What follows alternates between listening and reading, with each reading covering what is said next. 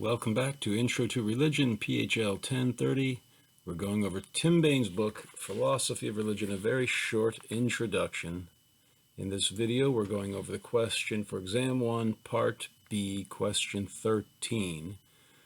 Do you find Tim Bayne's responses to W.K. Clifford plausible? Why or why not? So this is discussed on pages 58 through 60. And I will start with this. So this is part of chapter 4, which is about divine hiddenness and faith. So God is not empirically observable. You can't see, smell, touch, hear, or taste God. So the argument goes, so why does God hide God's self? And why should we have faith in a God who would hide God's self? And we've discussed those questions in previous videos, and in this one, I'll start reading here on page 58. So this, to believe in God, they argue, is to flout one's duties as a rational agent. This challenge is associated with the work of the new atheists, such as Richard Dawkins, Sam Harris, and Christopher Hitchens, but its roots go back to an influential article by a Victorian Englishman named W.K. Clifford, 1845 to 1879, entitled The Ethics of Belief. So, Clifford begins his essay with a tale of a ship owner who sent his ship out to sea. He didn't check to see if it was seaworthy, and it sank, and people died. And Clifford draws a general moral from this tale. It is, he says, wrong always, everywhere, and for everyone to believe anything upon insufficient evidence. So, the implication is that it is immoral to believe in God without sufficient evidence.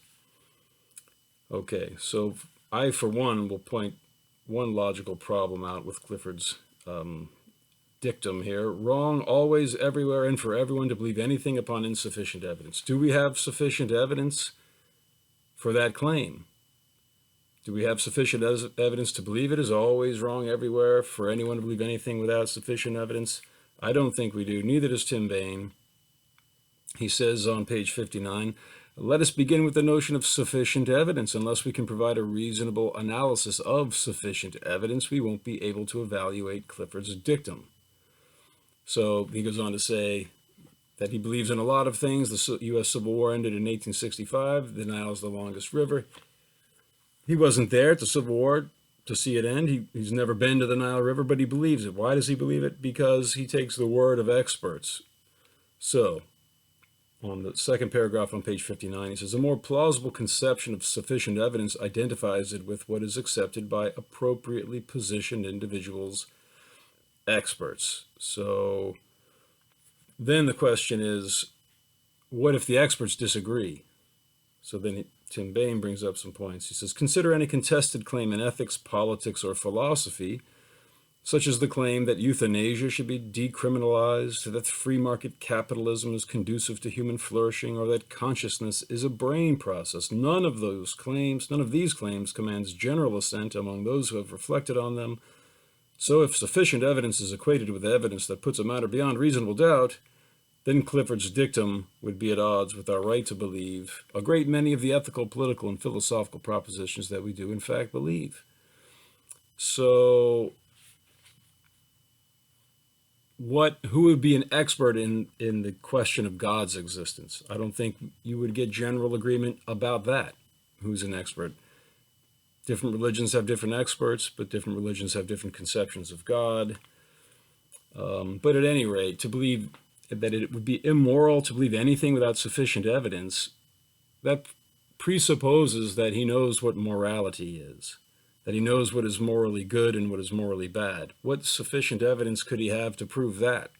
So the claim that it's always immoral everywhere for everyone is an absolute moral claim, for which, I don't know, in his book he might have given evidence for that moral claim, but the implication is that there's no God.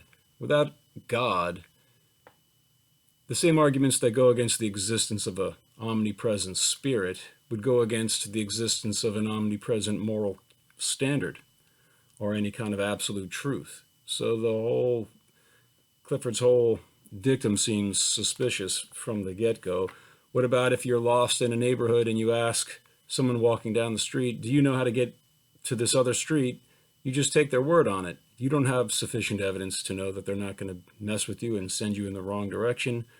You just go on faith. Is it reasonable to do that, or is it immoral? I would say it's not immoral at the very least. It's amoral, outside of the realm of morality. But at any rate, the question was just intended to get people to think about that. God is hidden from us. That's the assumption. So to believe in God, is that what reasons do we have to believe in God? And if we can't find reasons, then what about faith? Is it reasonable to take a leap of faith? So we will be discussing 3 other philosophers who discuss the nature of faith in the next video.